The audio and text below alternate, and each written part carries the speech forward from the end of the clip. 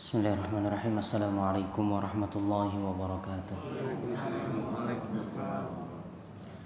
Alhamdulillahi rabbil alamin. Wassalatu wassalamu ala asyrafil anbiya'i wal mursalin wa ala alihi wa sahbihi ajma'in. Jemaah kaum muslimin yang dirahmati Allah, alhamdulillah kita bersyukur kepada Allah pada siang hari ini kita masih diberikan nikmat dapat sama-sama melaksanakan salat zuhur secara berjamaah. Kita akan melanjutkan membaca 1-2 hadis dari kitab At-Targhib wa Tarhib karya Imam Al-Hafidz Abdul Azim Al-Munziri. Hadis masih tentang anjuran dan keutamaan ibadah haji atau umrah.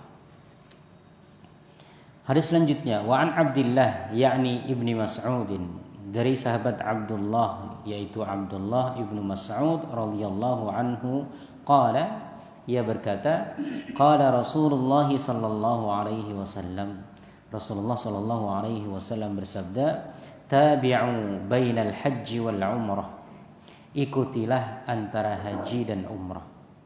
Maksudnya apabila kalian selesai melaksanakan haji, hendaklah diikuti dengan umrah. Selesai melaksanakan umrah, hendaklah diikuti dengan haji. Kalau haji gampang Pak melaksanakan umrah, apalagi ya haji di sana bisa langsung umrah, baik tamattu, haji qiran ataupun haji ifrad.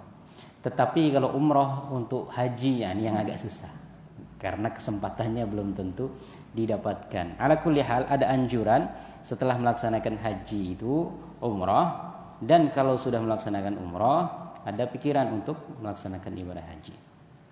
Fa innahuma yanfiyanil faqra wadh-dhunub kama yanfil kiru khabathal hadidi wadh-dhahabi wal fiddah. Karena sesungguhnya haji dan umrah, artinya haji diikuti dengan umrah atau umrah diikuti dengan haji, itu dia bisa menghilangkan kefakiran dan dosa-dosa, sebagaimana api itu menghilangkan kotoran dari besi, kemudian emas dan perak. Emas perak itu kalau seumpamanya dia ingin didaur ulang atau dibentuk, dia akan dipanaskan kemudian dipisahkan antara kotoran dengan yang aslinya gitu ya. Nah, maksudnya itu. Jadi dia meleburkan dosa-dosa sebagaimana besi kemudian emas dan perak tadi dilebur.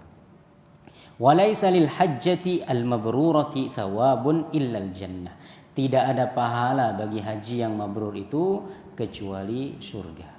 Rawahu Tirmidzi wa Ibnu Khuzaimah wa Ibnu Hibban fi sahihayhima wa qala Tirmidzi haditsun hasanun sahih. Hadis diriwayatkan oleh Imam At-Tirmidzi, Imam Ibnu Khuzaimah, Imam Ibnu Hibban, kemudian Imam At-Tirmidzi mengatakan hadis ini hasan sahih. Maksudnya hadis ini ada yang mengatakan hasan, ada yang mengatakan sahih. Ini di antara hadis tentang keutamaan haji dan umrah. Dari sini ada juga anjuran, bukan anjuran, bisa dijadikan sebagai dalil bahwasanya umrah itu boleh didahulukan daripada haji.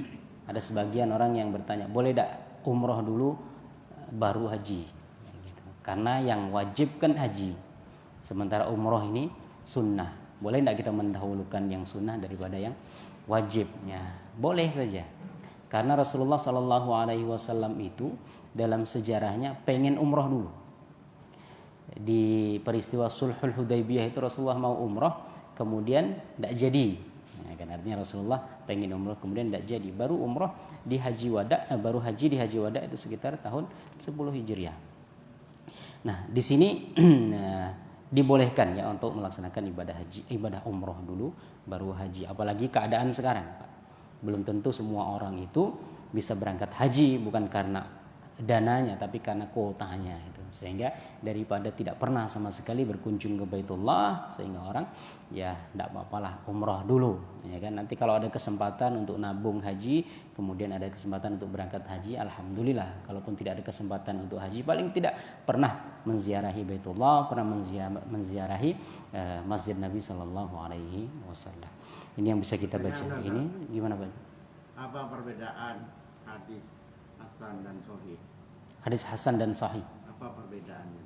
Wah, ini 1 jam nih kalau jelaskan. Hadis Hasan itu dia diriwayatkan oleh perawi, tersambung perawinya. Kemudian hafalannya kuat. Ini hadis sahih ya. Jadi perawinya tersambung antara Rasulullah, sahabat, nanti ke bawahnya sampai Imam Bukhari atau Imam Muslim. Itu semua tersambung. Maksudnya tersambung itu mereka pernah berjumpa atau paling tidak pernah semasa. Kalau semuanya perawi yang ketiga ini lahir, dia meninggal tahun 90 seumpamanya.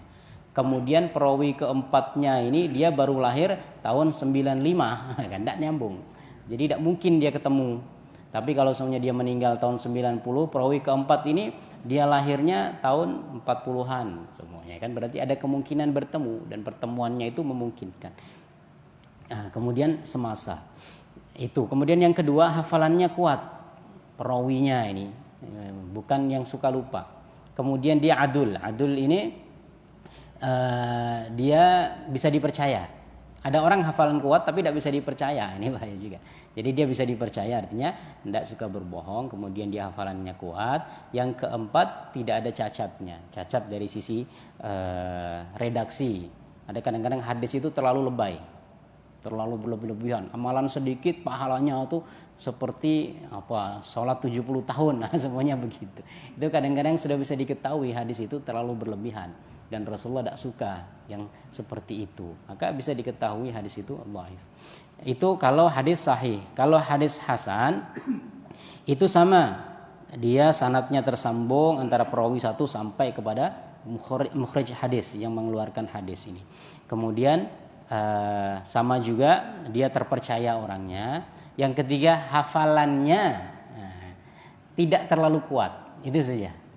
Jadi kalau yang sahih itu hafalannya kuat, Pak. Jadi kalau seumpamanya persentasi itu 80 sampai 90 lah dia hafal.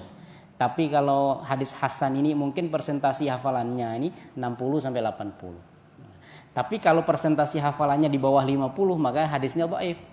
Jadi diomongin 10 yang dihafal cuma 2 kan.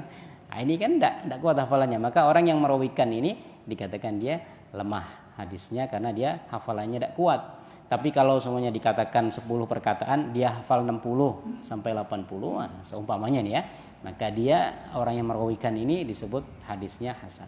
Kalau dia 80 sampai 90 atau bahkan sampai 100, nah ini disebut hadis sahih. Perbedaannya di situ saja tentang kuatnya hafalan. Kalau dia hafalannya kuat, maka hadisnya sahih. Kalau perawinya hafalannya kurang kuat, maka dia hasan. Tapi yang lain-lain syaratnya itu sama. Kalau nanti dhaif maka ada banyak kecacatan, dia tidak tersambung, perawinya tidak kredibel, tidak dipercaya. Ya, dia tersambung memang ini semasa atau pernah bertemu, tapi yang perawi yang bawahnya ini seakan-akan dia suka berbuat yang tidak baik ya, itu maka tidak bisa dipercaya. Itu yang mungkin bisa kita kaji hari ini. Gitu Pak Jia. Oke, mudah-mudahan ada manfaatnya. Aku qouli hadza wa astaghfirullahal azim li wa lakum. Wassalamualaikum warahmatullahi wabarakatuh.